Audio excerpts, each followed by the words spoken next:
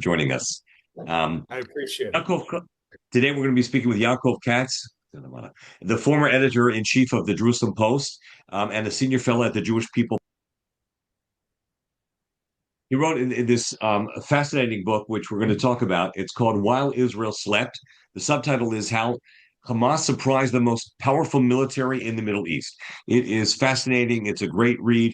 Yaakov, I can't help but feel that with your book, everyone talks about the need for a commission of inquiry. You expose so much and you have so many specific recommendations, which we'll come back to. I can't help but think maybe they'll need a commission of inquiry. They just need to read your book. What do you think? The book is not a replacement for a commission of inquiry, as much as I would like to think that we did a good job. But the book, I think, is a taste just of what a commission of inquiry has the potential to discover and how important it is for there to be a commission of inquiry because of just how deep the flaws and structural problems are within the Israeli political and defense establishment. Sure. Well, let me first talk a little bit about that because I think it dovetails together a little bit about what's happening right now, and with what you write about in your book. Tell us a little bit. You're in Israel. What are the things like? What is the mood? And to be a little more specific, um, is there a sense the war is over, or what needs to happen in order for it to be over? What's the sense in regard to that? Well, first of all, let me just quickly apologize once again for being a few minutes late. Traffic was a little worse than I thought it would be getting back from Tel Aviv, and I didn't want to start the call in the car. I preferred to try to make it to my office at home. That's number one. Number two is let me just thank you, Rabbi Weinblatt, for having me. We've known each other for quite a while now, and I want to thank you for your leadership and what you do on behalf of the Jewish people and the state of Israel in particular. And I know that everybody here is familiar and part of that rabbinic world. So let me probably take the opportunity then to thank all of you for your leadership roles and when it comes to the Israel diaspora relationship and in helping to protect not just, Jewish life in the United States, which is obviously of great importance, but to keep Israel an important and integral component of life. And I've come to believe, and I'll get to your question, I'm not beating around the bush, but I've Go come ahead. to believe that in this war, it exposed something very interesting that I think many of us forgot over years. And that is that we're all fighting the same battle. It's a different battle. We're all fighting the same war. Let me say it differently, but it might manifest itself differently.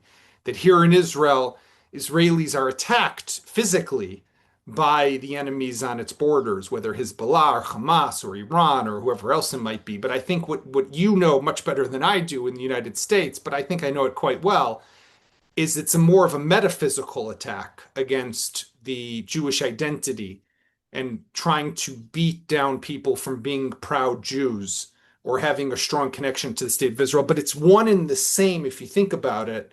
And I really think that it's important to recognize that because it's a battle that I think all people who care about Jewish life and Jewish pride and Israel and Jewish being central to Jewish life, it's important that we all participate. And I know, of course, how important it is to all of you. So let me just say that. To your question, I mean, it's a complex one because on the one hand, Donald Trump came here and told us the war is over, right? So the war is over. On the other hand, we all watch with, I would say, some degree of horror what's happening in Gaza, the way Hamas is executing people on the streets in broad daylight, the way Hamas is reasserting its control over the Gaza Strip. And it raises a lot of questions when you think about what comes next, because if this agreement that was reached, and so far stage one of the agreement has been implemented, which is the release of the living hostages and the release of 2,000 roughly 2,000 Palestinian prisoners and an Israeli withdrawal to what's known as the perimeter, or the yellow line, which now gives Israel control of just about 50% of the Palestinian territory of Gaza. I mean, you know, I don't see with Hamas being the way it is right now, an Egyptian soldier or a Saudi soldier or a French soldier deploying to Gaza and confronting Hamas. So this idea that you're going to have what is called in the Trump 20-point plan, the ISF, the International Stabilization Force. I don't know how that comes about.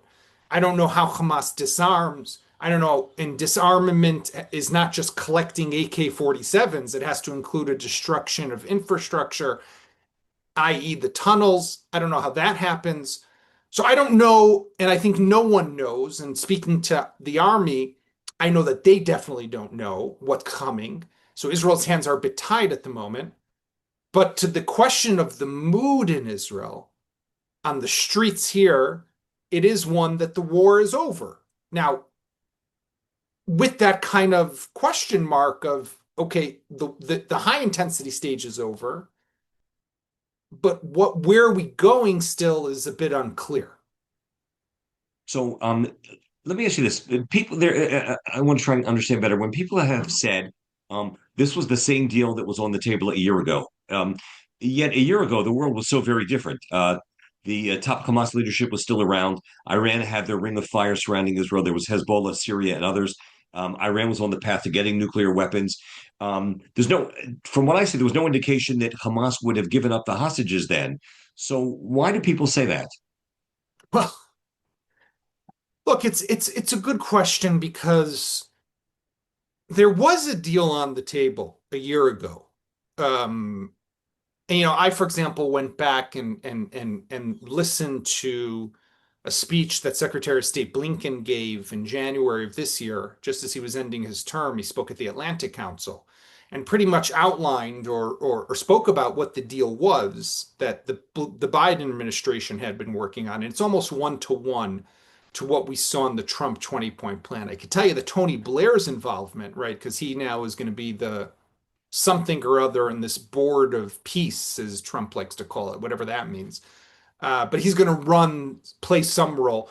Blair has been involved in this since pretty much the beginning, and he's been involved in it with a lot of people that you would probably know, old Washingtonian hands in the so-called peace process. So I mean, like, there's been a lot of work being done on this for a very long time, and it wasn't, it wasn't something that had to be created as if there wasn't anything to work with. It was pretty obvious where this was going to go, right? Israel was going to withdraw, hostages needed to be released, some force needed to come in and deploy a new government without Hamas, with Palestinian Authority, without Palestinian Authority. Here you start to get into a bit of the details, but the rough parameters were pretty obvious.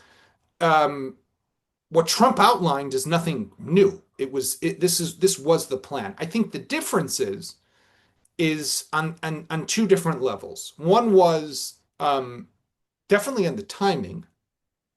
Had we agreed to this deal back in September of 24, you would have still had Iran, you would have still had um, Hezbollah, you would have still had top Hamas leaders. Hamas would not have been broken the way it's been broken as a military.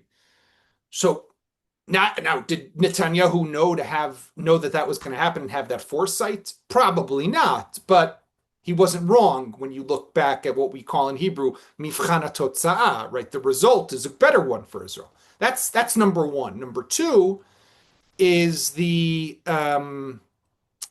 fact that what we had back in September, let's remember for a moment, was a phased release of hostages, was not the release of all the hostages, right, at once.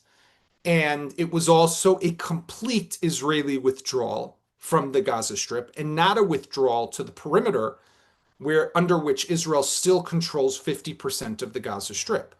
So just those, and I'll say one other thing to it. I don't know that Biden back in 24 would have been able to get all the Arab countries like Trump did around the same table to support this plan.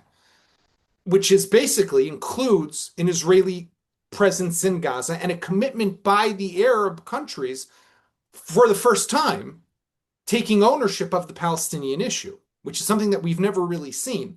So we don't know exactly whether that was in place back in 2024, and I tend to think it wasn't. So I do give Trump credit for pulling that off. And I'll also say another thing. I think that while a lot of people doubted the ability of the Netanyahu government, and in this case specifically Ron Dermer, who's the Minister of Strategic Affairs, to negotiate a release of the hostages, the fact of the matter is that in the result, they pulled off something that many people thought was impossible to get all 20 living hostages at once. Now, the issue of the bodies is a separate issue, and I'm not minimizing the importance of returning and recovering all the bodies, but I think we can all agree that there is a difference between someone who's alive and someone who's dead. For sure. So basically, you're more or less confirming that it's not right to be able to say, hey, this deal was there a year ago. Why didn't we take it then? And it's a shame. But let me also ask you this as a follow up to that, and then we'll get to your book in a few moments there. And that is the attack in Doha in Qatar, where they didn't quite. Hit everyone the guys they wanted to hit. Some say maybe Trump let them know when once he got the call. Who knows? But there are two different schools on that. One is that so upset Trump that he said, "Oh, I got to call Israel off and make sure it's going to happen." Or on the other hand, as I've heard from Jonathan Schanzer with the Foundation of Defense of Democracy, a different way of looking at it, and that is that was a wake up call to the Arab world, especially those in Qatar as well. Hey, they can come after us wherever we are, and they're not just going to punch you around in Gaza. And we probably should begin to get serious about ending this war. Those are two different ways of looking at it, and maybe it's a little bit of truth in both. Well, do you have a take on that? I like Jonathan a lot, and I think that he's a smart guy, but I think that his explanation, which I've heard from a lot of people, is the explanation for the failure, right? So when you fail, you want to still tell a good story. And it's not a bad story, and it has value, and I think it has credence. And it also, even though you failed, you showed Hamas and the Qataris, for that matter, that no one is immune anywhere. Although now the Qataris have complete immunity, and any terrorist who's in Qatar has immunity. And Israel has committed to never attacking Qatar again. And the United States has upgraded the relationship with Qatar with a presidential, whatever it is, executive order, basically Right. saying they are an ally that we will deploy military assets to defend. So in a failed attack in Qatar, not only did we miss and not kill the terrorists, but we now have ourselves committed. Benjamin Netanyahu, the Prime Minister of Israel, has, with his own voice, committed to never attacking again in Qatar. And now the It was Qataris are fingers were thinking, crossed when he said that, Yaakov. maybe. And although in Judaism you don't believe in that, I thought, but I hey, know. you're a rabbi. But and his and the U.S. now has given them this security umbrella. So I kind of look at that with a bit of cynicism. However, I'll say this: the the the attack went ahead with the purpose of succeeding, right? You don't go bomb another country with the intention to fail. You bomb another country with the intention to succeed. And when you know that the Hamas leaders are meeting there, this was Netanyahu's attempt to paint a victory image that I have killed now the leadership of Hamas outside of the Gaza Strip. Now let's end the war. This is what he wanted, right? He updated the United States was updated. I was in Washington when this happened. I was speaking with Witkoff and other people. The U.S. was updated. Now, who told the Qataris is an interesting question, which I don't fully know, and I think that is one day will be revealed, and I think we will all maybe not be shocked, but I would not be surprised that I don't think it was the president or Witkoff or whoever was calling up the emir or the prime minister, whoever it was, and saying, "Listen, Israel's about to attack." I think it's more complicated than that because there is no such thing as an attack against Doha without the Americans knowing about it because of the Air Force base that they have there. And therefore, the president probably had to make a decision.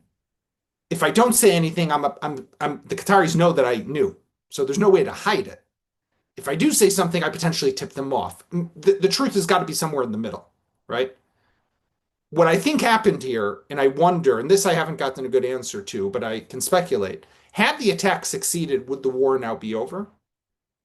I'm not 100% sure. Because Trump, as we know, likes to attach himself to a success and to a victory. He likes winners. He told us that on Monday when he spoke at the Knesset, right? And he pointed at Bibi, you're a winner.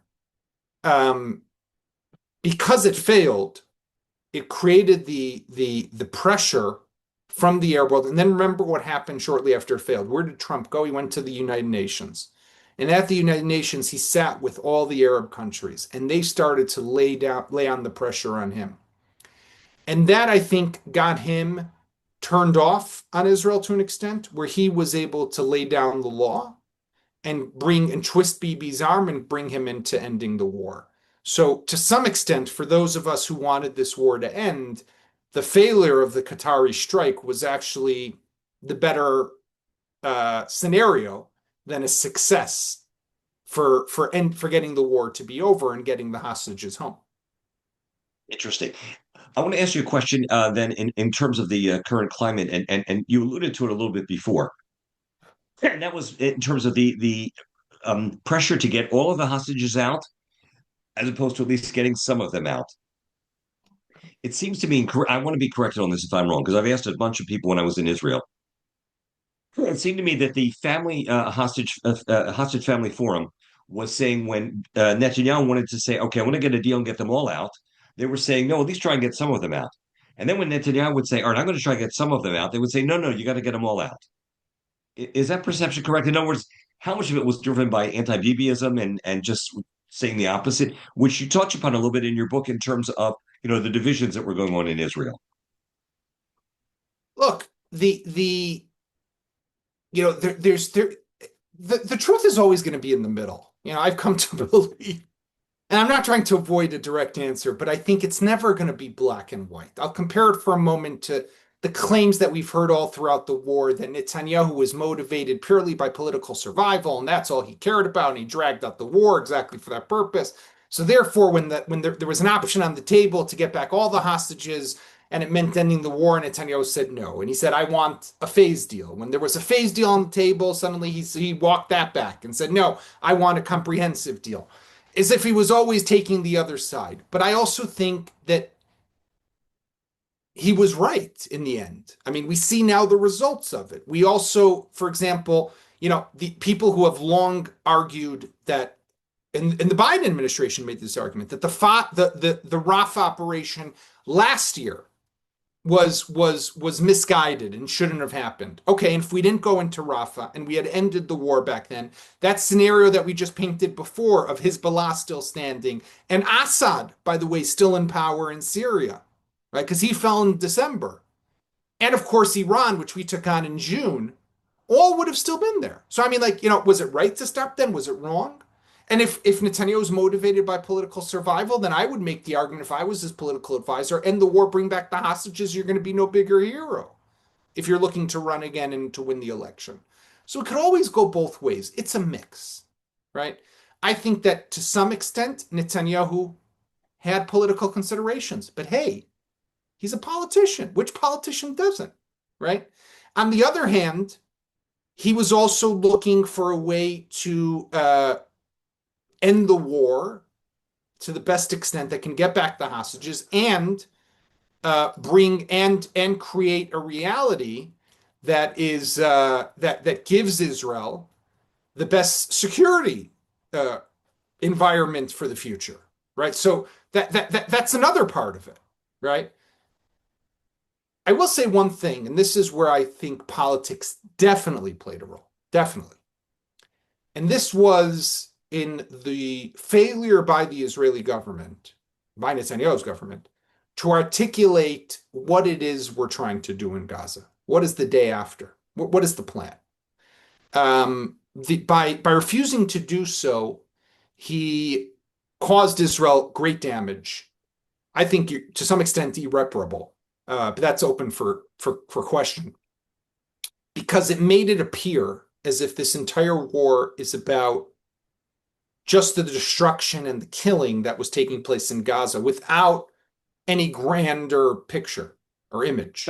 Back on that just for a moment, Yaakov, because Chaviv Retegor, speaking to the Zionist Rabbinic Coalition about a year ago or so, and also Ron Dermer in a private conversation I had with him, both expressed a similar thought, which was if Israel had articulated what's going to happen and what they view will be the governing nature of Gaza, it would have been a DOA, dead on arrival, because it would have been branded as an Israeli plan, and therefore never would have been able to have any kind of credibility. What do you Yeah, think? I don't buy it. I'm sorry. I've heard it from Dermer a multi number of times, and I think that they didn't have to go into the detail of what we saw in the Trump 20-point plan. I think that what Israel could have said from the beginning, and here they did not say it because of politics, was we are fighting to liberate the Gaza Strip, to eliminate Hamas, to free the Palestinians of Hamas, to create safety and security for our people after the October 7th invasion, and to take the Middle East and our two peoples back on a track, don't have to say two-state solution, of a political process. And the reason they did not say that, now I don't know that had we said that very clearly all the time, repeated that, had we said that, would there be less anti-Semitism? Would there be less condemnations? Would we not have problems with the ICC or the ICJ? Would we not have the recognition of a Palestinian state by France, the UK, Belgium, Canada, Australia? I don't know the answer to that, but I want to believe that, and I think that it's possible that had we done it that way, the approach would have been different. Had we handled humanitarian aid differently, definitely in March of this year, when we stopped humanitarian aid after the breakdown in the ceasefire, and Bezalel Smotrich said not a single grain of flour will be brought into the Gaza Strip, and that led over months, weeks, led to the starvation campaign and the famine campaign and the hunger campaign. And we knew we could have said it was going to happen because the writing's on the wall. We set ourselves up for this. And so why did Netanyahu not do that? Why did Netanyahu say, I'm never going to let the Palestinian Authority into Gaza? Now, of course, the Palestinian Authority under the Trump plan is going into Gaza for a very simple reason. That's because of politics. Because had he said, we're fighting this war to get onto a political process with the Palestinians, Smotrich and Ben-Gvir are out of the government. That's where I think he caused this damage, because you look around the world and you all travel. I don't have to tell you, we're not like today, right? Now, hopefully we can rebuild some of that with now that the war is ending and the bombing is ending and the killing hopefully is ending. And by the way, I think it's wrong. Of course, I think we're right in this, but the way this was managed was just awful. So I have great respect and admiration for Ron Dermer. I really do. But I think here he's wrong, and I think it was done purely that language I just gave you, which is not crazy complicated or controversial, Yeah. right? Was not said purely for political reasons.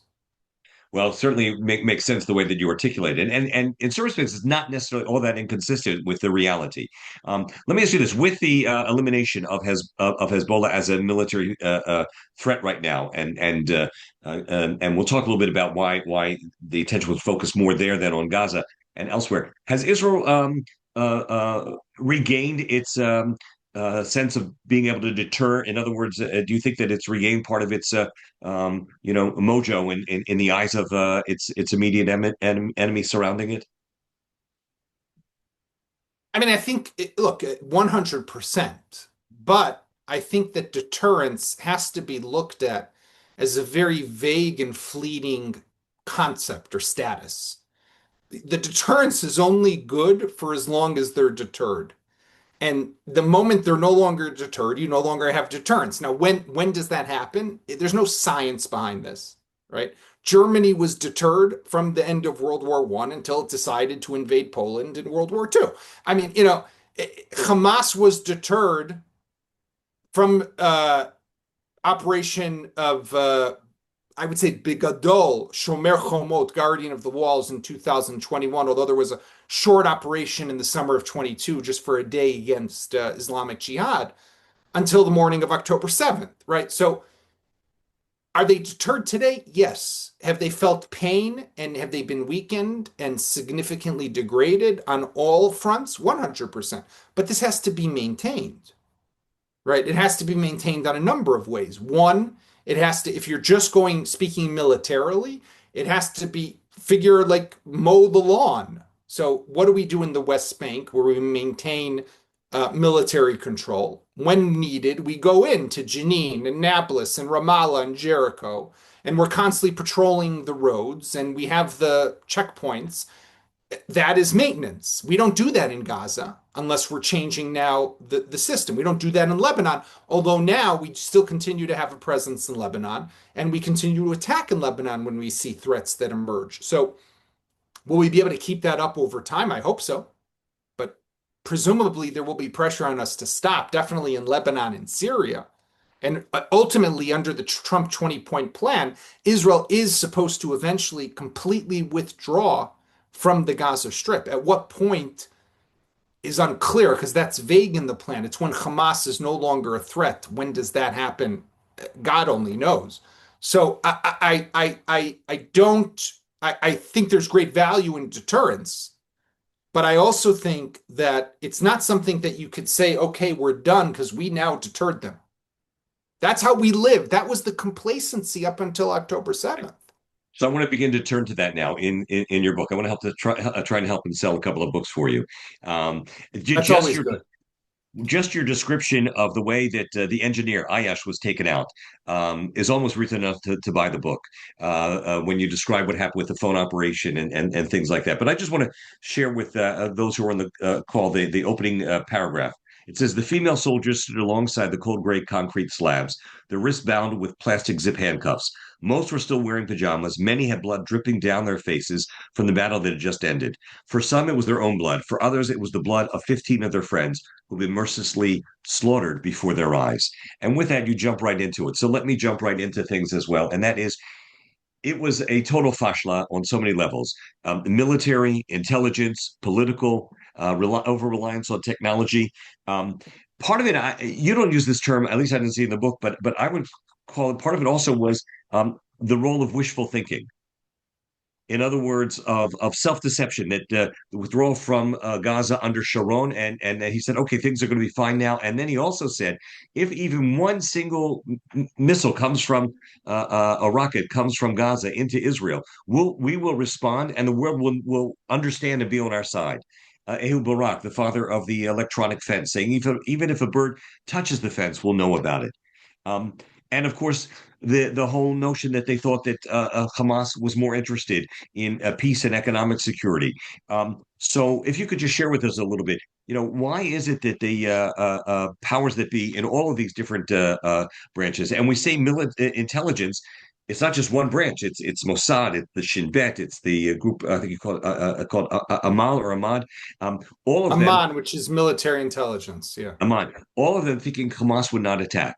Would you like to share a little bit about how that conception and this term conceptia, which we've heard so often in the last year or so, last 2 years, all develop? I mean, it's a big question, and that's pretty much what the book is about Yeah. so it's hard to say it all al regel achat, on one leg. But um uh I, I look at it on there's a couple of levels here, right? On the very basic foundation, I think it's important for us to recognize this. And by the way, this is part of why I'm a bit concerned, to be honest, is just the general state of society in this country. And that is that we are a country that very much views ourselves as part of the Western world. Israelis, when they look out their window, they see the West, they see Europe, they see America. Our trade is with the EU. They're our greatest trade partner. And of course, the United States. We consume US media. As you all know, you come here, you turn on the TV, you're not watching Indian films, you're watching, the latest movies and TV shows out of Hollywood. We are a liberal democracy like the West. That's how we view ourselves. So at our foundation is a belief that we are Luxembourg, but a refusal to recognize that our neighbors are not Belgium and France. And that's something that doesn't just go away, right? So I think that's important to recognize at the foundation. Now, on top of that, what that leads to is this constant desire to live a good life.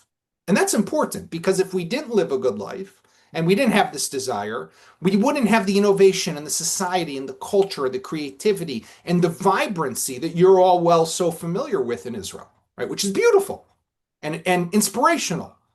But it's a strength and a weakness because you can't ignore what's happening just over there. And that's what we did. And we did that because we did want to live a good life.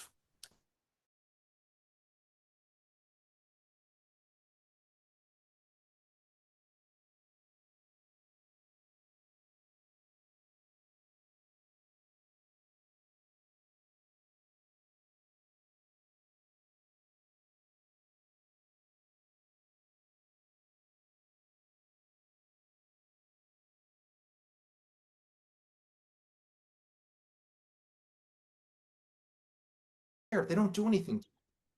So why would that impact? Why do we don't have to respond? We don't have to retaliate. We don't have to go into Gaza every time there's a rocket or a missile because we defend ourselves. They popped out of tunnels back in 2014. No problem. We built an underground wall. We blocked them, right? We created a detection system that can detect when the tunnels are being dug, where they're being dug, even how they're being dug. How many people crossed in on October 7th in a tunnel? Zero. They all came above ground. So we created amazing defensive technology. I remember shortly after the war broke out, an editor of a distinguished publication, I don't want to mention which one, reached out to me and said, "Can you write a story for us how Iron Dome failed?" And I said, "What are you talking about? Iron Dome succeeded. It's intercepting 85, 90% of the rockets." No, no, Iron Dome failed. They crossed in. I said, "That's not Iron Dome." I mean, but there was a complete, the whole world thought we're defended and we're impenetrable because of these iron domes and iron walls. We weren't. But that was leg two. Leg three to the policy of containment. It's a bit more controversial, but it is, I think, was Netanyahu's desire to, well, maybe I'll say differently, was Netanyahu recognizing an opportunity by having the Palestinian people divided and by having the Hamas group in charge of Gaza, the Palestinian Authority in charge of the West Bank. And therefore, whenever someone would come, Barack Obama or someone else, and say, "Hey, Bibi, two-state solution," he'd say, "What are you talking about? They can't even get along themselves." And it was actually Bezalel Smotrich who kind of gave it away back in 2015 when he said, "Hamas is an asset." And that's a comment that has now come back to haunt him to some extent, but it wasn't so far from the reality because this prime minister and definitely this government viewed having Hamas in Gaza as the best argument to make of why we will never have to move forward on a potential Palestinian state. Now, all of that together breeds the fairy tale. Now, the fairy tale is one that you start to say to yourself, okay, because I'm impenetrable, because I'm completely defended, because I have bigger issues to deal with, and I got to stay focused. And you all see, by the way, that when Israel's focused and when it puts its resources, it can achieve amazing things. Look at what it did with the pager attack. Look at how it took out Nasrallah and his successor and his successor's successor. Look at what it did in Iran, taking out the scientific leadership and the military leadership and penetrating the nuclear facilities. Unbelievable. So how could it succeed there and fail so miserably here? But that's because of the fairy tale. So we tell ourselves a story because of all of that. Hamas doesn't want war. They're deterred. They want money. No problem. We'll give them money. I mean, if I told you now that the war will end and it's ending by us asking the Qataris to give Hamas $30 million of cash in a suitcase every single month, you would say, "Yaakov, you're insane. You should be institutionalized. What's wrong with you?" But excuse me, we did that for 5 years. At our request, it was done. So were we insane? And had we had this callback on October 6th, 2023, I admittedly would have told you it's working. We have quiet. We don't have to openly fight with Hamas. We could even just fight with Islamic Jihad. Right? Remember, it happened in 2019 when the prime minister was Netanyahu, We had an operation called Black Belt, where we just focused on Islamic Jihad, no Hamas involvement. And in the summer of 2022, when Yair Lapid was prime minister, we had, I think it was called Breaking Dawn, or like some name stolen from the Twilight series, those vampire movies, where it was like a 2-day thing also just against Islamic Jihad. We said, look, we're fighting Islamic Jihad. Hamas is deterred. They don't want to get involved. They were fooling us all. And we bought it and we ate it up because of the reasons that I mentioned before. So the real challenge here, when you think about it, it's multifaceted, right? Because there's all the tactical mistakes that come in here as well. We had, and we write about this in the book. Amir and my co-author and I, we write about the alarm bells that were going off in intelligence headquarters. The SIM cards and the detection of them uncovering rocket launchers and the detection of them preparing underground bunkers. There was so much going on, but we couldn't see it for what it really was because of the fairy tale that we told ourselves. So when you look to the future, you will always have strategic surprises and you will always have tactical mistakes. That's the world. You can't prevent that from happening. But we have to ensure that we don't fall back into that state of complacency. And that's very difficult because of what I started with, because of how we view ourselves and how we have a deep desire to live a good life here. And therefore, if you ask me, and I might be jumping here a bit, but I am very concerned now that the war is over and we do not have a state commission of inquiry, and we are not yet really going deep and investigating this. And you started with this question, and I think Netanyahu will never appoint a state commission of inquiry, and I hope to be wrong, but I don't think he will for two reasons. One, he never has, as prime minister, ever established a state commission of inquiry. He didn't do it after the Meron disaster. He didn't do it after the Carmel Forest fires back in the day. He doesn't do it. He doesn't ever want anyone investigating him. And number two is the reason that's most important. He knows what they will find. And it's not that he's a bad guy necessarily, although we might think he is, but he was the one who set the policies that were put into effect. And of course, I mean, the military screwed up in the most incredible way possible. Shabak messed up, failed. They had one job, and they failed. And Right. they're all gone now. But Bibi is carries that responsibility too. But we need this because it's existential. And Well, I'll so just say much. one last thing, by the way, sorry, on the Commission of Inquiry, because I do Yeah, think it's, please, please. I wasn't alive back in 1973, but thank God for history books. Um, the war ended, and 25 days later, Golda Meir's government voted to establish the Agranat Commission 25 days after the war ended, right?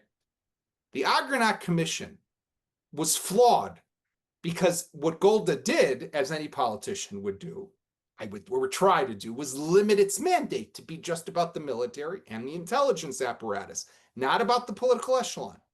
But when the Agranat Commission published its initial, by the way, she testified before it, and when it published its initial findings, about half a year later, the uproar was, and she won the election. Let's not forget, in December of 73, we held elections and she won by a huge majority over Menachem Begin. Huge.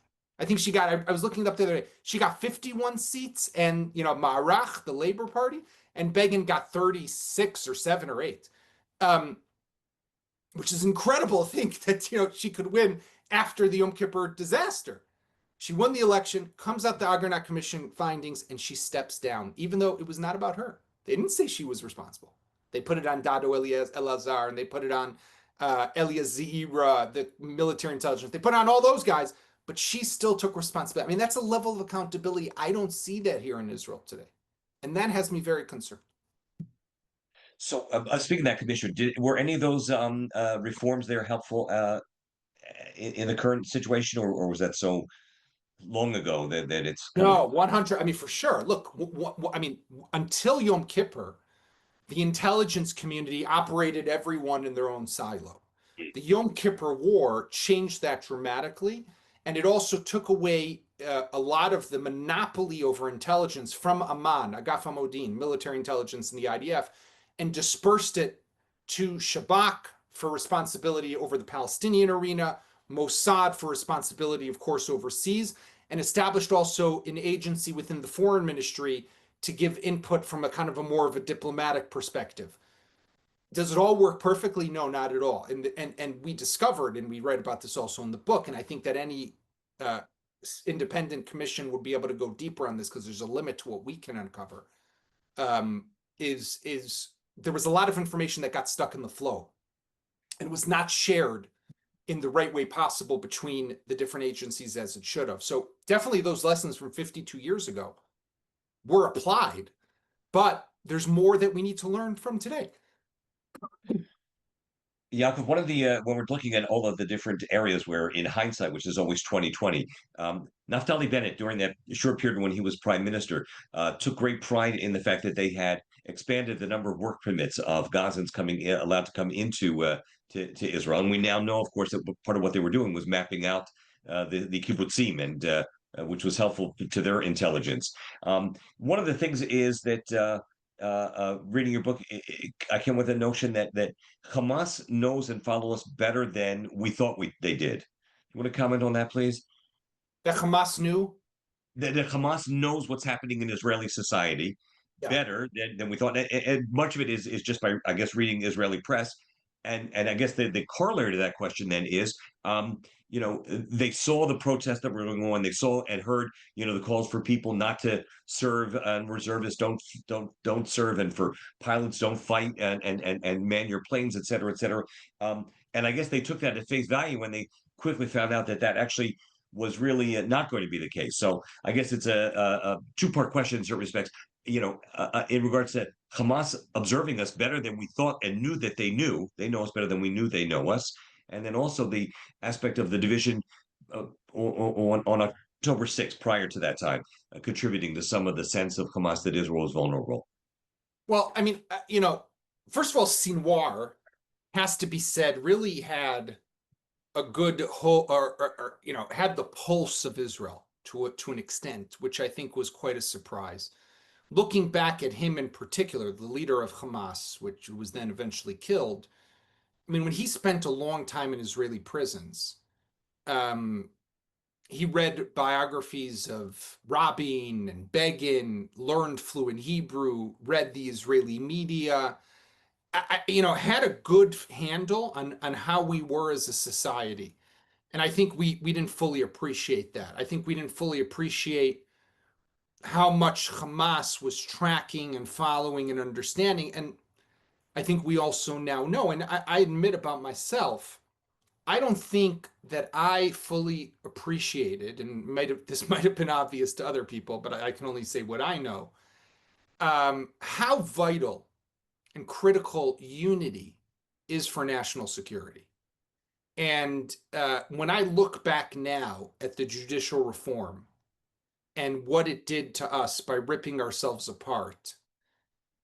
And it's interesting. I mean, on the eve of Yom Kippur of 2023, I wrote a column where I said, there's no question we are weakening ourselves. And if we saw this happening in Iran or Syria or Lebanon, we would probably take advantage and stoke the flames a little more and try to further divide to achieve our security or political goals. Why would our enemies not do the same? But I did not appreciate to what extent this could be taken advantage of. And we saw that happen on October 7th. And look at, by the way, just on that point, it was already just yesterday. I mean, the war just ended. And already yesterday, the Likud party announces the date for leadership primaries, right? That's when it's going to take place. Obviously, no one's going to run against Bibi. But I mean, how quickly we're falling into a schedule of a political schedule for this country. I understand that. I think they understood it much better than we appreciated, and they saw a unique opportunity. If you think about it for a moment, these plans were in place for a while, right? The Jericho Walls plan that was discovered by the IDF intelligence back in 2022 was already on the table, and Israelis knew about it, but it was ignored because of everything we spoke about before.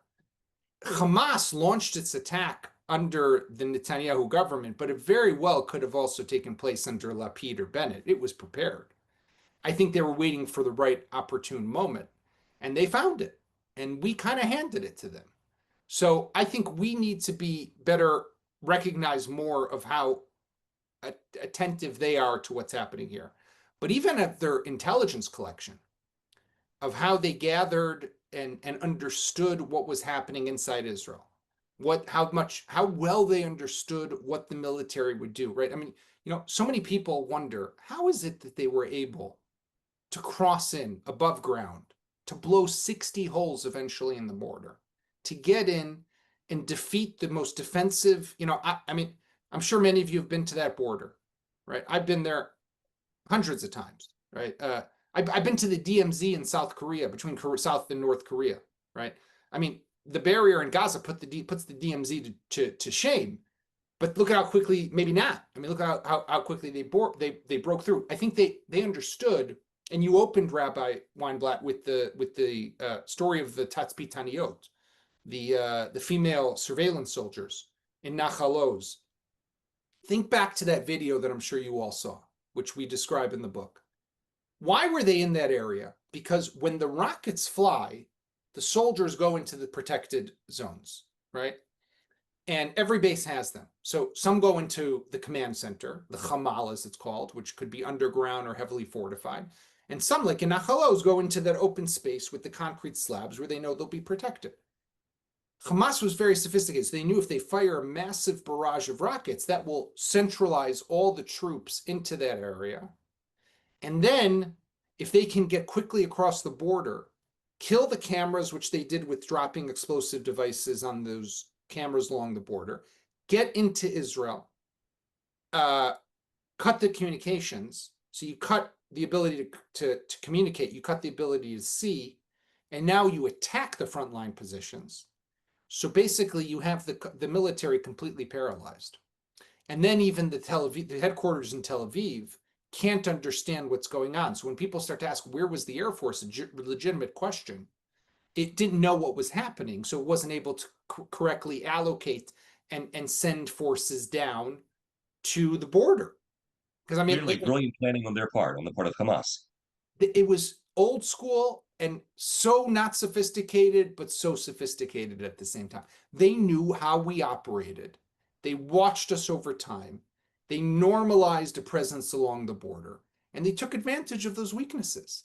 I mean, it's only natural that this will happen, right? It demanded of us to be a little different. I mean, Daniel Peretz, whose body was just recovered. And you Right. tell the story beautifully in the book about and returned to Israel. And I don't know if you know his father, who's really a special man. I don't know his mother, but Doron Peres was a rabbi for many years in South Africa and is the head of the Mizrahi World Movement or whatever it's called here in Israel. And a really special guy. Daniel, I did not know, but I did have the opportunity to listen to the recordings of his tank. And he was stationed at Nahal Oz. And in his tank, by the way, was Itai Chen, who's an Israeli-American citizen whose body is still being held in Gaza, and Matan Agronest, who was returned on Monday to Israel after 738 days in captivity. Daniel, they fought valiantly, right? Unbelievably along the border until they were just overrun by so many people who came in. It was just too much for anyone to deal with. So it's not that they were brilliant in what they did, but they just knew how to manage us very well. And to your point about the workers who were crossing in, right? And this raises questions. I mean, I don't see us going back to allowing in workers from Gaza anytime soon, right? I don't think that's going to happen. But, were they Hamas operatives or were they people who came to work in Israel? And when they crossed back into Gaza, they were pulled aside by Hamas and they were told, when you go, gather for us this information, this information, this information. So they had these maps of the kibbutzim that literally they knew in this house there's a couple and 3 kids and a dog, right? I mean, how did they have that information? So they knew literally down to granular detail what was happening, who was living where was there an older couple, where was there a family, where was there a pet.